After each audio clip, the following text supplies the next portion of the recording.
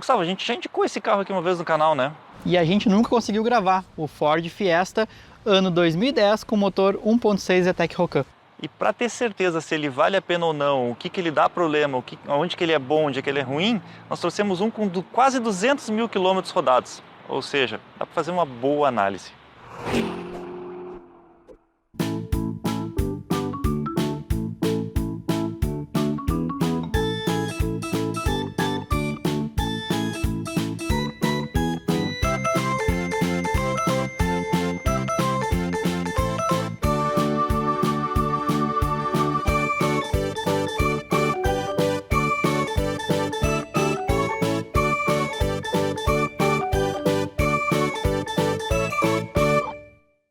O Fiesta é um dos carros mais vendidos da história da Ford no mundo. É um carro que foi desenvolvido na Europa para mercados emergentes e também foi vendido, né, e claro, em alguns países de primeiro mundo.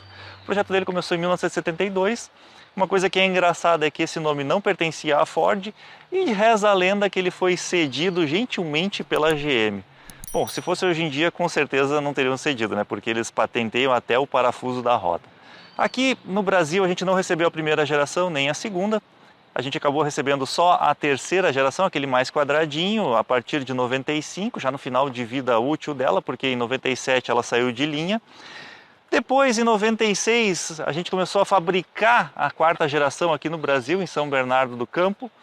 Era aquela toda arredondadinha, né, com aquela cara que alguns chamam de tristonha, algo que acompanhou o modelo até 99, quando ele recebeu um facelift, onde ele ficou com uma carinha mais feliz e, convenhamos, né, ficou muito mais agradável aos olhos.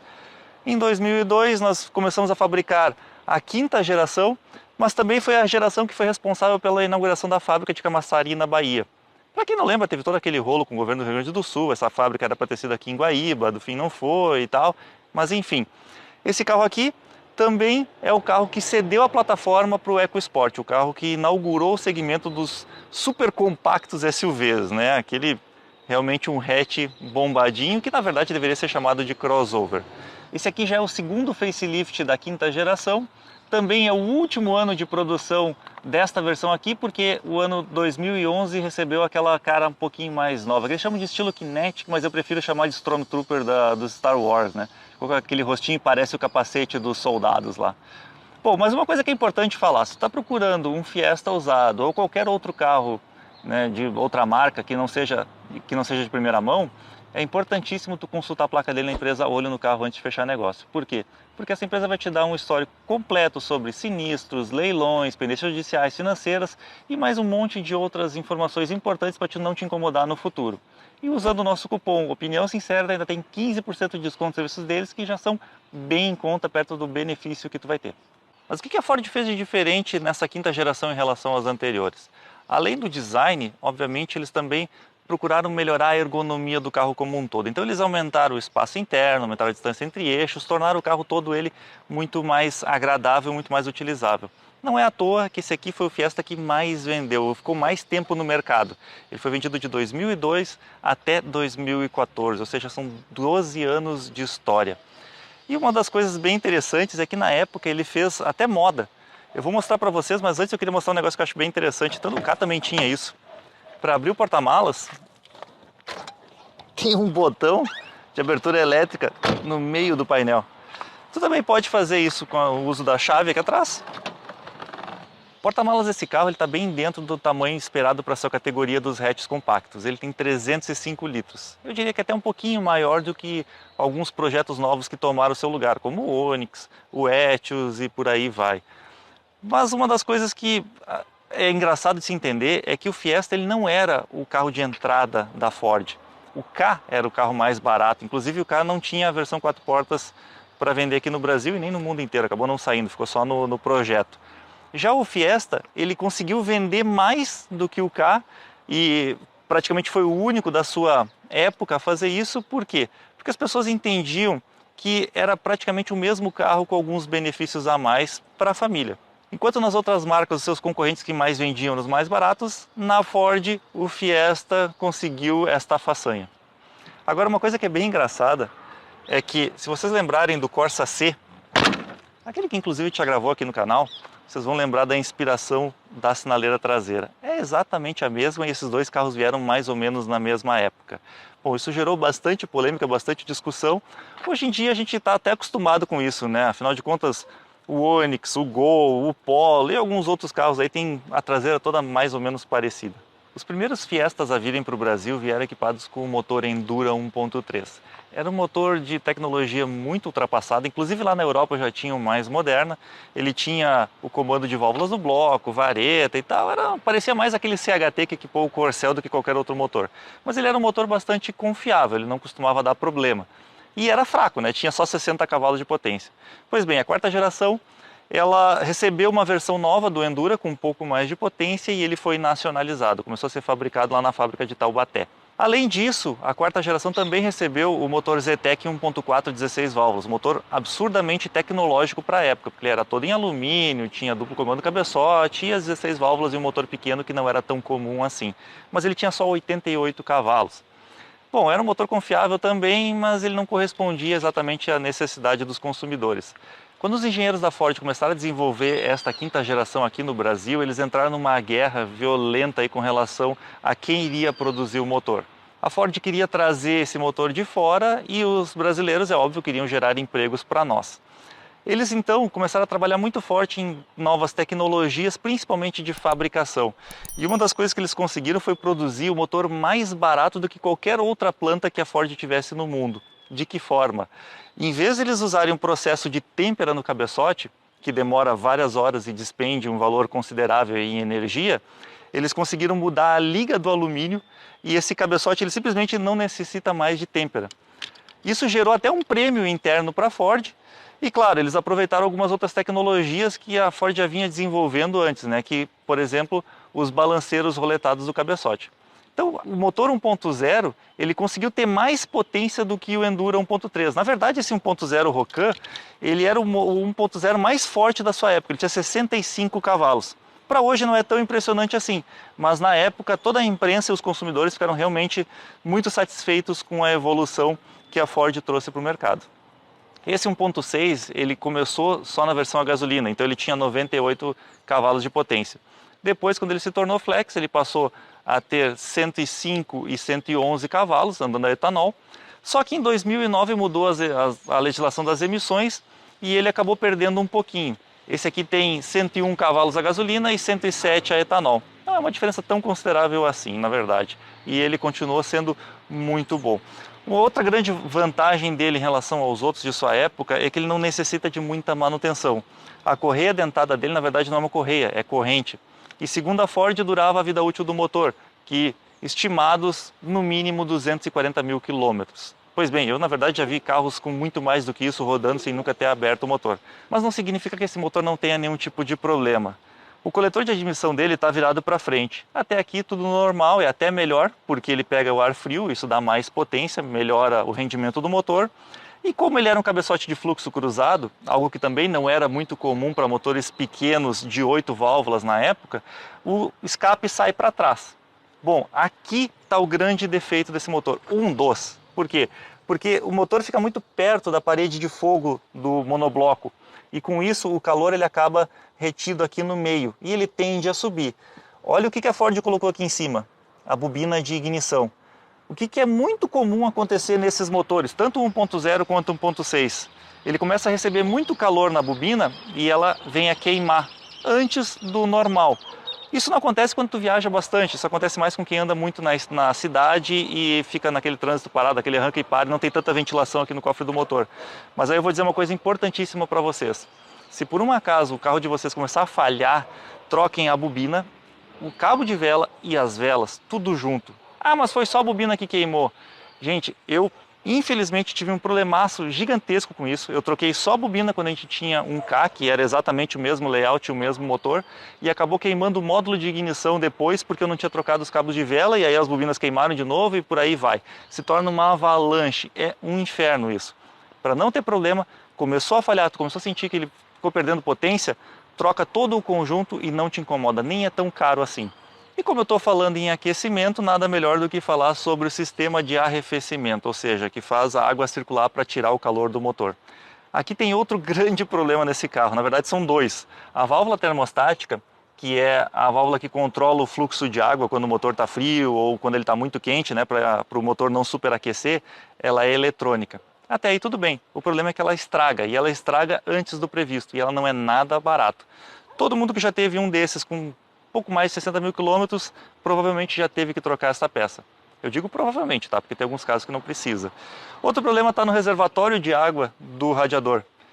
É uma peça plástica, normalmente não quebra nos outros carros, mas essa daqui, infelizmente, ela trinca e trinca tanto no Fiesta quanto no Ka. É muito comum dar vazamento aqui e começar a baixar o nível de água do motor. Fique atento, porque se baixar demais, tu pode inclusive empenar e fundir o teu motor. Tá, e quanto é que tá valendo um carro desses hoje? Esse aqui, 2010, que é a versão Class, não é a mais top, né? A mais top tinha as rodas de liga leve, o rádio 2DIN e tudo mais. Esse aqui tá na faixa de 20 a 22 mil reais, com um motor 1.6 já bem completo para a época, né? Com os vidros elétricos, ar-condicionado, direção hidráulica. Mas ele é um carro simples. Então vocês podem ver que ele tem rodas de aro 14, de aço com calotas, suspensão traseira do tipo semi-independente, aquela bem comunzona, mas isso tem uma grande vantagem. É um carro que tem uma manutenção extremamente barata. O jogo de amortecedor deles é barato, o sistema de freios também tem pastilhas, discos, lonas de freios traseiras extremamente baratas e não costuma incomodar muito, porque foi um carro bem naturalizado. E se tu tem um carro, é muito importante tu fazer seguro. Pois bem, nós temos uma parceria com a Clauê Corretora, uma empresa que tem mais de 10 anos de mercado, que trabalha com as melhores seguradoras do Brasil, e eles ainda oferecem 3% de desconto. Basta tu chegar no site, fazer todo o teu cadastro, preencher lá com os dados do veículo, os teus dados e esperar eles entrarem em contato contigo. Quando eles forem falar contigo, tu diz que viu o vídeo aqui no Opinião Sincera e tu vai ter 3% de desconto sobre a cotação online que tu fez antes. Agora eu convido vocês a entrar no carro e ver o que ele oferece aqui dentro. E aí, Gustavo, mostra para nós um pouquinho mais sobre o interior desse carro aqui. Bom, como tu comentou lá fora, Felipe, o interior é um pouco mais simples, eles perderam um pouco de acabamento. Plástico super duro, não tem os encaixes muito bem feitos, tem algumas rebarbas, mas ele é muito maior, ele vem com... todas as portas tem com esse tecidinho aqui para dar uma, né, para dar uma melhoradinha no visual. O painel ele é completo, essa versão aqui, por exemplo, que é a 1.6, ela vem com essa parte prata, né, enquanto que a 1.0 ela é toda preta. Essas saídas de ar são, acho, bem interessantes. O painel mudou bastante, ficou um painel mais que eles chamam de 3D. Inclusive na versão mais nova, que tem o último facelift, o painel é branco e não verde, que eu acho mais bonito, inclusive. Né? Deixa eu falar um negócio aqui, ó, tu falou sobre as saídas de ar. Essas saídas de ar são bem simples, né? É só um difusorzinho aqui, ó, e que tu regula ele desta maneira. Cara, muitas pessoas reclamam que é muito simples, que é barato, não sei o que parece do Chevette. Só que tem uma grande vantagem na simplicidade das coisas. Esse carro tem 10 anos de uso, tem 200 mil quilômetros, é um carro que roda bastante e tá tudo funcionando, não tem nada quebrado, nunca quebrou na verdade, isso eu acho muito bom. Tu pega outros carros cheios de firula, cheio de frescura, depois de 5 anos começa a detonar todos esses acabamentos internos e aí tu acaba gastando um horror para trocar isso, porque isso não é barato. Nesse aqui até é, mas nos outros carros muito cheios de frescura é caríssimo. O único problema assim que ele teve foi aquela parte de arrefecimento, né, com a válvula termostática e tal, mas o resto é só manutenção geral, pneu, suspensão, freio, aquelas coisas que desgasta naturalmente. Desgaste normal, né? O que esse carro não é equipado é com um rádio 2DIN, que vinha com Bluetooth, né, então que era chamado de Tecno. Então tinha um rádio um pouco mais completo, mas o resto ele é tudo que o carro tinha de opcional. Tanto que o ar-condicionado era opcional, direção hidráulica era opcional, os vidros elétricos eram opcionais, e nesse caso aqui são só nas portas dianteiras, não tem nas traseiras. Ele não tinha como opcional o airbag, ele não tinha como opcional o ABS, isso veio só a partir da versão 2011, ou seja, do último facelift. E aqui tem uma coisa também muito engraçada, né? Esses itens eles eram opcionais até dezembro de 2013. A Ford, mesmo sabendo e já tendo anunciado que o Fiesta ia sair de linha em 2014, aconteceu alguns meses depois, ela colocou o airbag e o ABS em todos os carros que ela fabricou. Ou seja, se tu pegar um do último ano, tu vai encontrar já com esses itens de segurança, o que é bem interessante, bem legal. Nenhuma das versões do Fiesta veio com a opção de câmbio automático, só o manual de 5 marchas, porém aqui tem uma grande diferença. Se eu não me engano, eu posso estar errado no ano, pode ser 2007 ou 2006, eu não lembro exatamente qual é.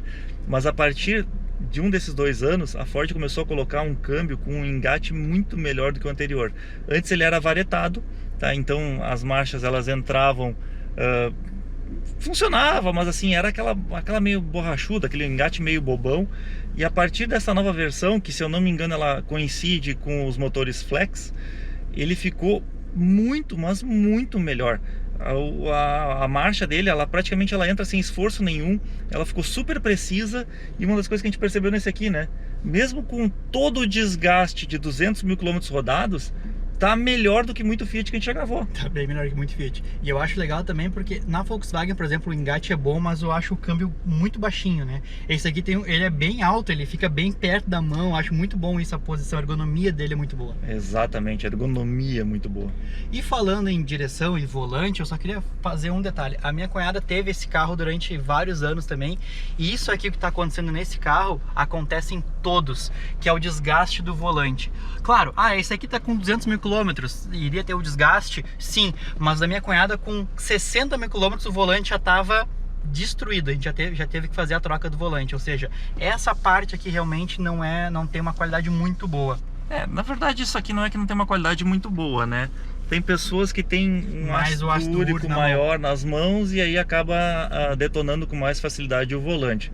Tem outras pessoas, que é o meu caso, que o volante dura, qualquer carro, durante muito tempo. Apesar de eu ter o ácido úrico alto, tá? Só que não sai pelas mãos. Mas eu fui fazer a troca desse volante uma vez pra ela, né? E eu falei, o carro tá com 60 mil quilômetros e já tá assim, né? O cara, já chegou gente com 40 mil aqui com o volante destruído. É um detalhe estético, na verdade, né? Mas mesmo tendo o acabamento um pouco mais simples, olha só que interessante. Aqui onde tem o porta-objetos, ele tem um revestimento de borracha para não fazer barulho. Tu vê, Ford se preocupou com isso. Muitos carros novos e bem caros não tem isso, Não tem né? isso. Outra coisa que eu vi aqui agora, que a gente não costuma falar muito, mas chega pra frente um pouquinho aí. O cinto de segurança, ele tem regulagem de altura. Também é outra coisa que muitos carros não têm, e é o índice de segurança, né? Bom, Felipe, lá fora tu disse que o carro cresceu, né? Maior, comporta bem. Vamos ver lá atrás? Vamos.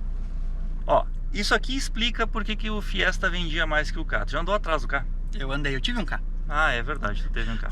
O único carro que eu tive que não foi Fiat foi um Ford Ka, só que com motor 1.6. Mas vale a pena lembrar que tu ficou com ele 6 meses, né? 6 meses. Não adianta, a Fiat falou mais alto e ele logo vendeu. Agora, eu não tô assim super folgado, mas pro tamanho do carro, por ser um carro compacto, perfeito para andar na cidade, eu diria que eu tô muito melhor do que a maioria dos seus concorrentes. Aqui do teto tem 1,5 dedo mais ou menos na minha cabeça, eu tenho 1,81 m de altura.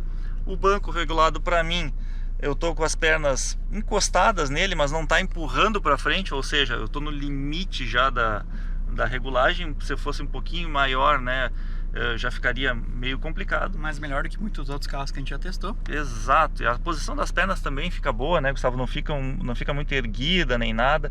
Então assim, apesar de ser um carro simples, ele é bem dimensionado. Eu acho que ele é bem interessante para quem não tem muito dinheiro, não quer gastar muito dinheiro com manutenção, mas tem uma família aí relativamente até grande, pode ser, né? Se não for viajar muito longe. Até no vídeo dos carros hatch com porta-malas grande para família, esse carro entrou também, porque ele tinha mais de 300 litros na lista, né? Exato, né?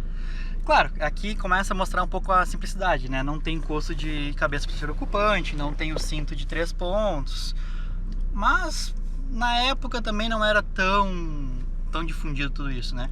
E fazia tempo que a gente não gravava um carro que tivesse a alavanquinha aqui para baixar o vidro, né? Cara, essa alavanquinha eu só acho ela ruim por um único motivo. Porque se tu dá carona pra alguém ou as crianças vão aqui atrás, elas abrem e deixam aberto. Exato, aí tu sai, tu tem que revisar os vidros atrás. Mas eu acho até bom porque é menos coisa pra estragar, né? Vamos testar o motor? Como é que é? Vamos andar no carro. Então tá, né? Mas antes da gente sair, deixa eu mostrar uma coisa que eu não mostrei. Ele não tem regulagem de altura. Não tem. Né? Nada, nem de profundidade. E se tu ainda não é inscrito aqui nesse canal, clica aqui embaixo nesse botãozinho, te inscreve, dá like, compartilha, deixa teu comentário. Tudo isso vai nos ajudar e com certeza é bom, né? E se quiser ser membro também do canal, tem uma área exclusiva com vídeos exclusivos, com algumas coisas diferentes.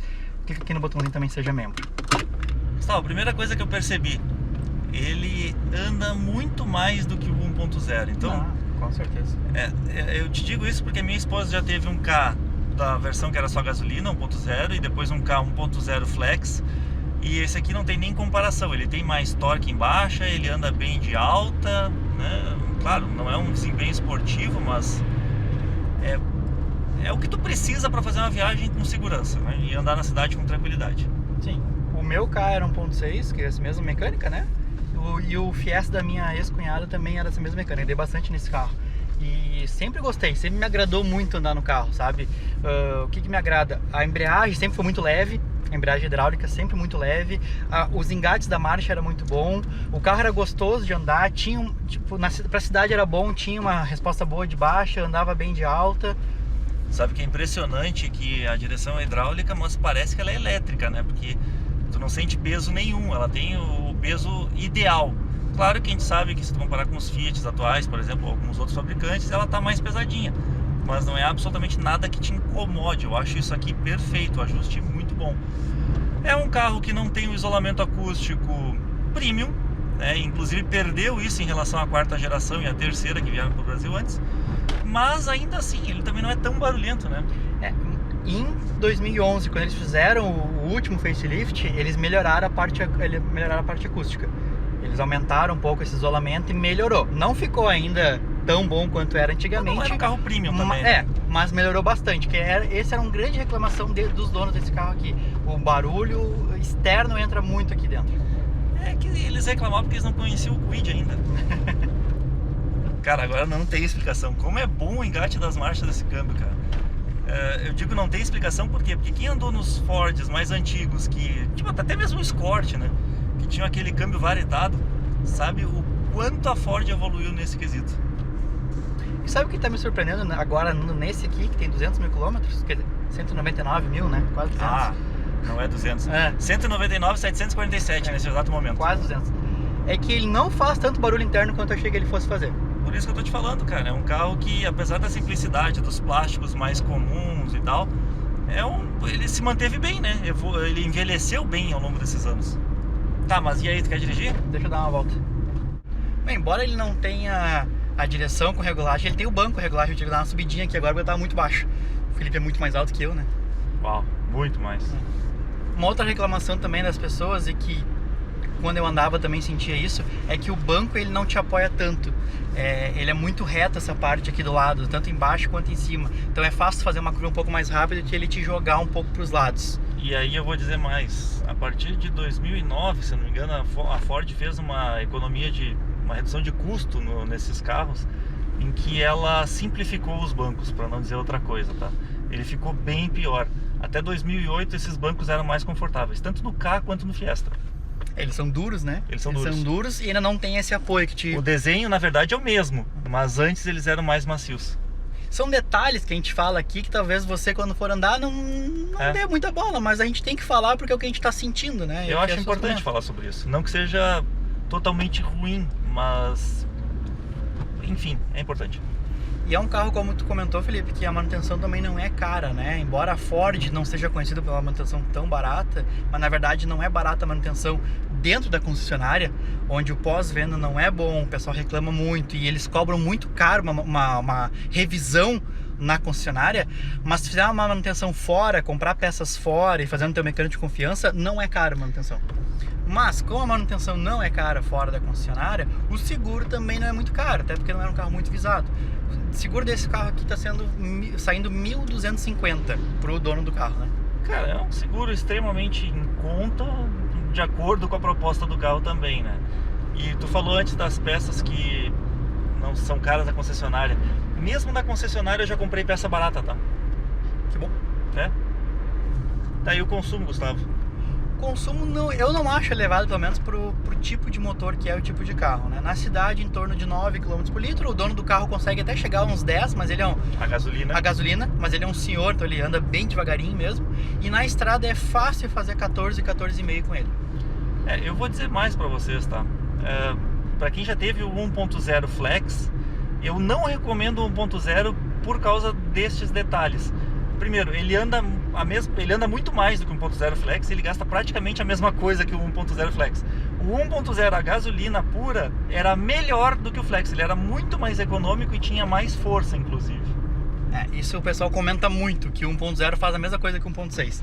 Pois é, era exatamente essas médias que a Gabi fazia no carro dela. Tá, Gustavo, mas tu teria um carro desse? Sim, teria. Gosto bastante do carro, gostei muito, minha ex-cunhada teve. Alguns probleminhas que ela teve, tipo assim, não nada muito sério, Felipe, mas algumas coisinhas que ela ia fazendo muito ao longo do tempo, isso me incomodava um pouco, né? Tu falou que tu já conhece várias pessoas que nunca tiveram problema nenhum, né? Que é o caso desse aqui, por exemplo, que tem 200 mil km, só teve aqueles problemas de motor. Mas o que eu gostaria de recomendar para as pessoas é a versão, o último facelift melhorou muito a parte de acústica do carro e principalmente tem a opção de airbag e ABS, que é um item de segurança que eu acho formidável. Eu concordo contigo, Gustavo. Acho que com certeza o último facelift ele tem várias melhorias bem interessantes, só que tem que lembrar de um pequeno detalhe, né? O último é mais caro. Tu chega a encontrar aí por às vezes 10 mil ou mais a mais do que esta versão aqui. Justamente porque as pessoas entenderam que o acabamento dele é um pouquinho melhor, que ele tem mais itens de segurança, né? Então, claro, para quem tá com dinheiro curto bem contado, esse aqui é sim uma ótima opção de compra e o que é melhor, né? Ele é um carro que não vai te dar custo alto na aquisição e tampouco vai te dar um custo alto a longo prazo, porque mesmo que ele dê problema, as peças são muito baratas. Isso eu acho muito bom. Isso, porque ele tem aquilo que é o mínimo de conforto, né? Ar-condicionado, direção hidráulica, vidro elétrico, trava elétrica, é aquilo que a gente realmente precisa. Exato, né? E que no futuro não vai te estragar, vai ter menos itens para estragar no futuro. Exatamente. Então tá, galera, eu acho que é isso aí. Se vocês tiverem mais alguma dúvida, alguma pergunta, faça aqui embaixo nos comentários. Na medida do possível a gente vai responder a todos. Se vocês tiverem também alguma experiência com o carro, alguma coisa que a gente esqueceu de falar, algum problema crônico aí que a gente não citou, por favor, deixe aqui embaixo também, que vai ajudar muitas pessoas que estão interessadas em adquirir um. É isso aí, valeu pessoal, obrigado. Valeu. Eu espero que o capô já fosse assim, né? Passa a mão aqui. Isso é cera. Hã? Cera que secou. Assim, grossa, assim? É a cera que secou. Nunca lavou o carro, né? Sempre lavei carro, mas não assim. Não, tu nunca encerou o carro também. O carro, quando a cera seca, fica assim. Sim. Mal não faz. Para de alisar esse troço, cara. Coisa gay isso aí. Bah, falando em gay. Meu Deus, nesse vídeo do... Eu vou falar pra câmera. Nesse vídeo que vai hoje ao ar, dos hatches, cara, eu faço um negócio muito gay, assim, eu falo... e por isso nós procuramos uns carros com porta-mala grande. E faço um negócio assim com a cara, puta que pariu. Hoje nós vamos mostrar tudo pra vocês e principalmente, eu não sei o que dizer. São 305 litros, um espaço, digamos, normal para um hatch. Uma abelha bem no meio do caminho. Cara, aí, ô, peste. Gostei, cara. Ótimo. Fica aí que tá ótimo. Continua daí. Tá. Vocês vão entrar no carro e ver o que ele oferece aqui dentro. Parece nada, tem nada, né? Fazer o que, né, cara? Eu tenho que falar isso. Nossa, tchê, se tu aguentou até aqui é porque tu deve ter gostado desse vídeo, né? Então não esquece de dar teu like, compartilhar ele, mostra pros teus amigos e te inscreve aqui no canal. Nós também temos o Instagram, onde a gente coloca fotos diversas, coisas que a gente está gravando, coisas que não costumam vir aqui pro YouTube. Tem a seção de membros, onde também tem assuntos específicos, conteúdos exclusivos e a nossa página no Facebook. Esperamos vocês lá.